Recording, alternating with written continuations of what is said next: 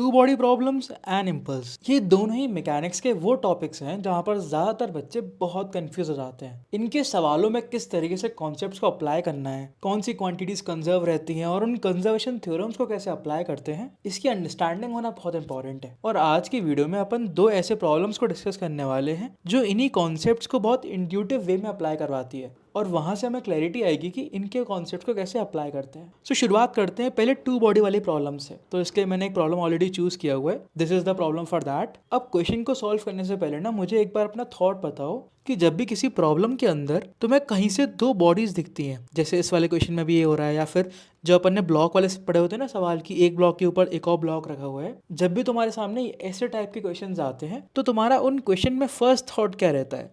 Because जो first thought है ना यार, वो बहुत इंपॉर्टेंट है अगर अपन ऐसे क्वेश्चन को सॉल्व करना चाहते हैं। और तुम्हारे उस फर्स्ट थॉट से मुझे पता लगेगा कि यार तुम्हारी अंडरस्टैंडिंग अभी कितनी है। ऑलराइट, सो वीडियो को एक बार पॉज कर सकते हो और जो इन प्रॉब्लम्स को देखकर तुम्हें फर्स्ट थॉट आता है उसको एक बार कमेंट में मेंशन करो। ऑलराइट, तो मैं शेयर करता हूँ कि मेरा पहला थॉट क्या आता है जब भी हमारे सामने दो बॉडी सिस्टम्स होते हैं, जैसे यहाँ पर एग्जाम्पल हो गया या फिर जो प्रॉब्लम के अंदर भी एग्जाम्पल है। तो यार दो बॉडी सिस्टम है और अपन को पता है according to Newton's third law, एक बॉडी अगर एक पे फोर्स लगाती है एफ, तो दूसरी बॉडी उस पर फोर्स लगाएगी माइनस एफ। तो यार पहला थॉट आता है कि अगर मैं इन दोनों को ही एक सिस्टम कंसिडर कर लूँ तो मेरे सामने ये जो एफ होगा ये इंटरनल हो जाएगा, और अगर हमारे सिस्टम के ऊपर कुछ भी एक्सटर्नल फोर्स नहीं होगा तो एक क्वांटिटी होगी जो कि कंजर्व रहेगी, राइट। एंड इसी कंजर्वेशन वाली क्वांटिटी से ही हम ऐसी प्रॉब्लम्स को सॉल्व करते हैं। तो देख रहे हो मैपिंग किस तरीके से मैंने यहाँ पर ड्रॉ करी कि उन पे फोर्सेस लग रहे होंगे और according to Newton's third law F लगेगा तो एक माइनस एफ भी लगेगा, और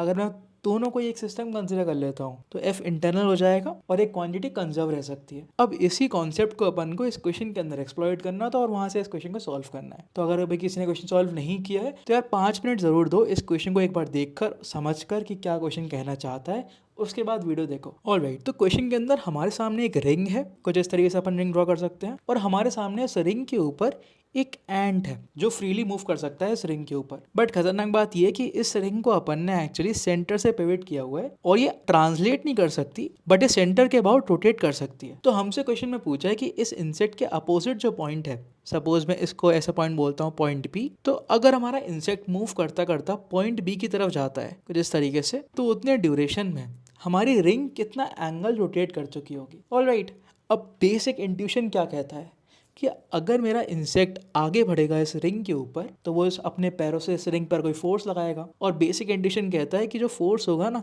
वो अपोजिट डायरेक्शन में लग रहा होगा उसके, कुछ इस तरीके से कुछ इस तरीके से। तो तुरंत अपन को समझ में आता है कि यार अगर इंसेक्ट आगे मूव किया ना तो हमारी जो रिंग है वो क्लॉकवाइज ऐसे रोटेट करेगी, और अगर हमारी रिंग ऐसे रोटेट करती है तो ये जो पॉइंट पी था ये भी तो थोड़ा क्लोज आ जाएगा। तो this is the basic intuition और बेसिक जो पिक्चर थी जो हमारे माइंड में आनी चाहिए। उसके बाद अब इसी पिक्चर को अपन को मैथमेटिकली एक्सप्रेस करना है। तो पहला थॉट, अगर हमारा इंसेक्ट इस पोजीशन से, इसको मैं ए बोलता हूँ, ए से पी तक जाता है तो उसने कितना डिस्टेंस ट्रेवल किया होगा। अगर हमारी रिंग रोटेट नहीं कर रही होती तो डिस्टेंस कितना हो जाता, बेसिकली सेमी सर्कल की जो लेंथ होती है that is pi into r. But because हमारी रिंग भी रोटेट कर रही है तो ये पी पॉइंट भी कुछ क्लोज आएगा इंसेक्ट के, तो जो इंसेक्ट का डिस्टेंस होगा उसको मैं कुछ इस तरीके से ड्रॉ कर देता हूँ। सपोज वो यहीं तक पॉइंट पहुंच पाया और यहाँ तक पहुंचते पहुंचते पॉइंट पी जो है वो भी इतना डिस्टेंस आ गया। तो अब जो डिस्टेंस ट्रेवल किया है हमारे इंसेक्ट ने वो कुछ इतना पार्ट होगा ना, this is less than pi r, और होना भी चाहिए बिकॉज रिंग खुद रोटेट भी कर रही है। तो मैं क्या बोल सकता हूँ, जो मेरा टोटल डिस्टेंस है पाई आर वो बेसिकली सम है हमारे इतने पार्ट का एंड ऑल्सो इतने वाले पार्ट का। अब ये वाला पार्ट का डिस्टेंस कितना होगा इसको अपन सिंपली निकाल सकते हैं कि बिकॉज ये डिस्टेंस हमारे इंसेक्ट का है, और किसी भी डिस्टेंस को अपन कैसे एक्सप्रेस करते हैं, हमारी जो इंसेक्ट की स्पीड है उसको अगर अपन इंटीग्रेट करते हैं टोटल ड्यूरेशन तक। सपोज हमारा इंसेक्ट टाउ टाइम में ए से पी तक पहुंच गया है तो बेसिकली क्या हो जाएगा 0 से टाउ। ये इंटीग्रेशन जो है बेसिकली इस डिस्टेंस को डिनोट कर रहा है।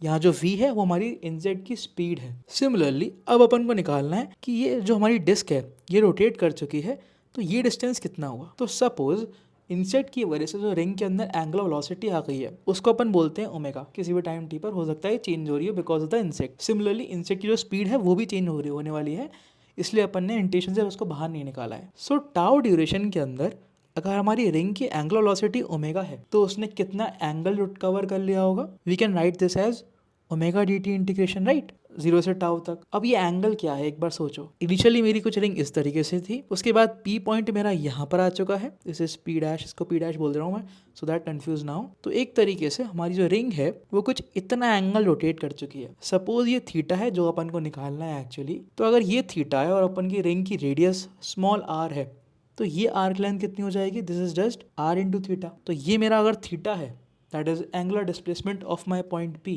इसको अगर मैं r से और मल्टीप्लाई कर दूं तो मेरे पास आर्क लेंथ आ जाएगी। So this is the kinematics part of the question, जहां पर अपन ने आर्क लेंथ को कंपेयर किया और टोटल डिस्टेंस के बराबर कर दिया। याद रखना ये टोटल डिस्टेंस पाई आर इसलिए है बिकॉज अगर रिंग रोटेट नहीं कर रही होती तो इनसेट को A से P तक जाने में इतना ही डिस्टेंस ट्रेवल करना पड़ता। अब हमें क्वेश्चन में निकालना क्या है, that is theta, that is this quantity. But यहाँ पर अभी हमें थोड़ी समस्या है बिकॉज V एक अननोन है और ये पूरी क्वांटिटी है एक अननोन है। और अपन क्या अप्लाई कर सकते हैं, इसको रिजोल्व करने के लिए अपन जाते हैं हमारे फर्स्ट थॉट की तरफ, that is our conserve quantity. तो जिस तरीके से अपन यहाँ पर भी देखा कि यहाँ पर भी दो बॉडी सिस्टम है, एक हमारा एंट है और एक हमारी रिंग है। उन दोनों के ऊपर कहीं भी एक्सटर्नल फोर्स नहीं है, ऑल्दो यहाँ पर हो सकता है कुछ हिंज फोर्स लग रहे हो, बट उस हिंज फोर्स का भी इस O पॉइंट के अबाउट टॉर्क 0 रहेगा बिकॉज उसकी लाइन ऑफ एक्शन यहीं से पास कर रही है। तो बिकॉज कोई भी एक्सटर्नल फोर्स नहीं है और इन दोनों में जो फोर्स लगने वाला है F, फ्रिक्शन फोर्स ही होगा एक तरीके से, वो इंटरनल हो गया। सो यहाँ पर अपन को एक कंजर्व क्वांटिटी मिलेगी और इस वाले केस में वो कंजर्व क्वांटिटी क्या हो जाएगी, हमारी एंगुलर मोमेंटम, राइट।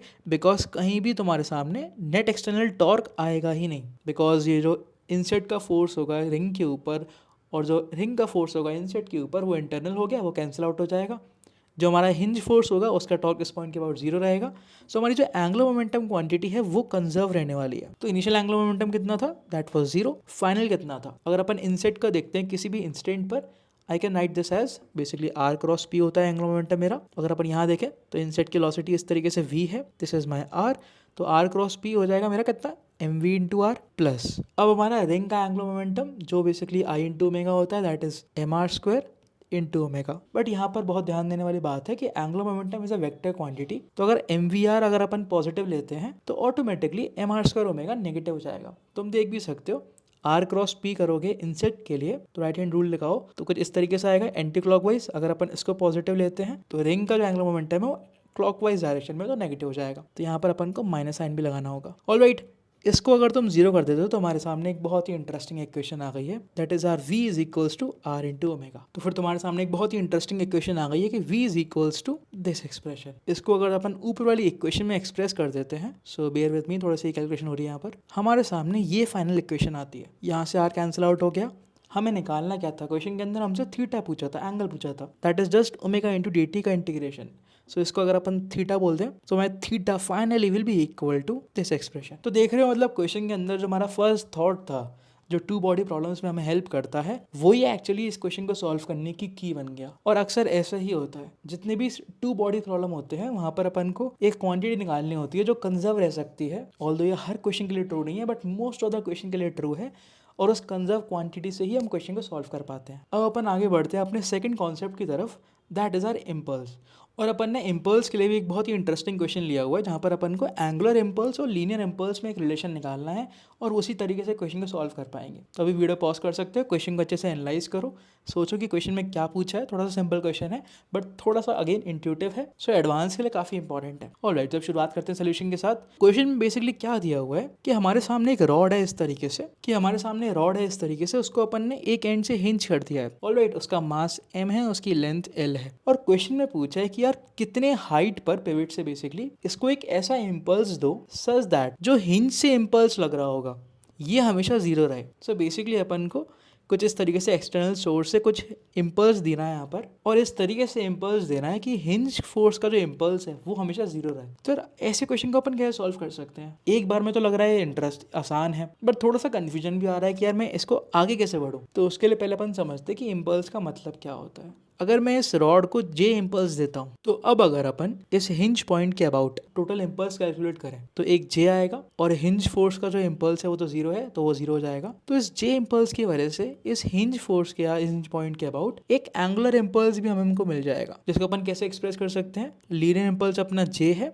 और जो हाइट है यहाँ say that is small h जो अपन को निकालना है इनटू h। तो ये बेसिकली एंगुलर इम्पल्स है जो हमारे एक्सटर्नल सोर्स ने रॉड को दिया होगा। अब इस एंगुलर इम्पल्स की वजह से होता क्या है, हमारे सामने एक एंगुलर मोमेंटम में चेंज आ जाता है। याद रखना इम्पल्स मोमेंटम थ्योरम या फिर angular impulse angular momentum theorem क्या कहती है कि अगर अपन सिस्टम को कुछ जे नेट इम्पल्स देते हैं तो वो basically change in momentum showcase करता है, और अगर अपन ने सिस्टम को कुछ एंगुलर इम्पल्स दिया है, सपोज मैं उसको के से डिनोट करता हूँ दैट इज नेट, वो हमें basically change in angular momentum देता है। और दिस के actually related to r cross J net. ये 2-3 इंपॉर्टेंट कॉन्सेप्ट हैं जो अक्सर अपन भूल जाते हैं, तो इसको याद रखना है। तो बेसिकली चेंज इन मेरा एंगुलर मोमेंटम बराबर हो गया जे एच के, और इनिशियल एंगुलर मोमेंटम रॉड का 0 था। सो आई कैन से कि यार इस रॉड का जो एंगुलर मोमेंटम होगा suppose that is I into omega. इस पॉइंट के अबाउट अगर अपन आई बोलते हैं दैट इज ml²/3।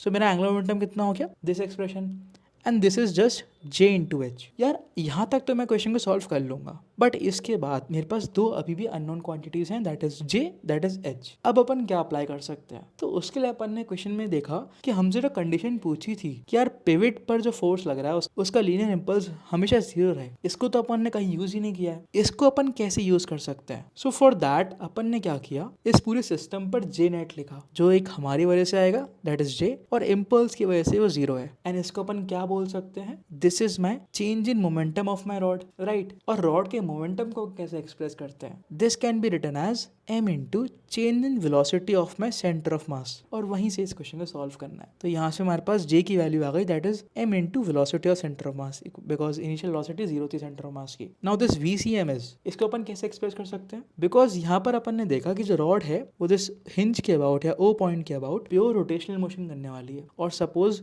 उसकी एंगुलर वेलोसिटी ओमेगा है जो अपन ने यहाँ से लिखी भी है। तो सेंटर ऑफ मास की वेलोसिटी क्या हो जाएगी, basically centre of mass L/2 distance पर होगा, और उसकी वेलोसिटी हो जाएगी just L/2 into omega, because वो भी एक सर्कुलर ट्रैक पे ही मूव करेगा। तो यहाँ से वेलोसिटी ऑफ सेंटर मास कितना आ गया, L/2 इंटू ओमेगा, और यहीं से अपन ने जे को एक्सप्रेस कर लिया। अब जे को यहाँ पर पुट कर दो और वहां से तुम्हारे पास h की वैल्यू आ जाएगी that is equal to 2L/3। देख रहे हो, जो एक फर्स्ट इंस्टेंस में हमें समझ में आएगा, या फर्स्ट इंस्टेंस में हमारा इंट्यूशन जो कहता है दैट इज सेंटर पे मारो तो हो सकता है हमारा एंगल जो हिंज है उसका इम्पल्स 0 हो जाए, बट ऐसा नहीं हो रहा। अगर अपन 2L/3 पर मारते हैं तब हमारा जो हिंज का इम्पल्स है वो 0 होता है। तो देख रहे हो, इस तरीके से अपन को इम्पल्स वाले प्रॉब्लम को सॉल्व करना होता है। आई गेस दोनों ही कॉन्सेप्ट्स को पढ़कर और समझकर तुम्हें थोड़ा सा क्लैरिटी मिली होगी, और किस तरीके से इनको प्रॉब्लम्स में अप्लाई करते हैं ये सीखने को मिला होगा। अब अगर तुम ऐसे ही कॉन्सेप्ट्स को अप्लाई करना सीखना चाहते हो और ऐसे इंट्यूटिव प्रॉब्लम को सॉल्व करना चाहते हो और थोड़े से कंसेप्चुअल प्रॉब्लम को सॉल्व करना चाहते हो, then check out our course SO60, जहाँ पर अपन ऐसे ही डिस्कस कर रहे होते हैं। एक प्रॉब्लम पिक किया और उसमें जो कॉन्सेप्ट्स अप्लाई हो रहे हैं उनको अच्छे से डिस्कस किया, समझा किस तरीके से अप्लाई करना है वो समझा, और एडवांस प्रॉब्लम्स जो होती हैं उसमें कंफर्टेबल हुआ। कोर्स का लिंक डिस्क्रिप्शन में मेंशन है, वहाँ से जाकर तुम चेकआउट कर सकते हो। इसी के साथ वाली वीडियो को एंड करते हो, मिलते हैं फिर नेक्स्ट वीडियो में।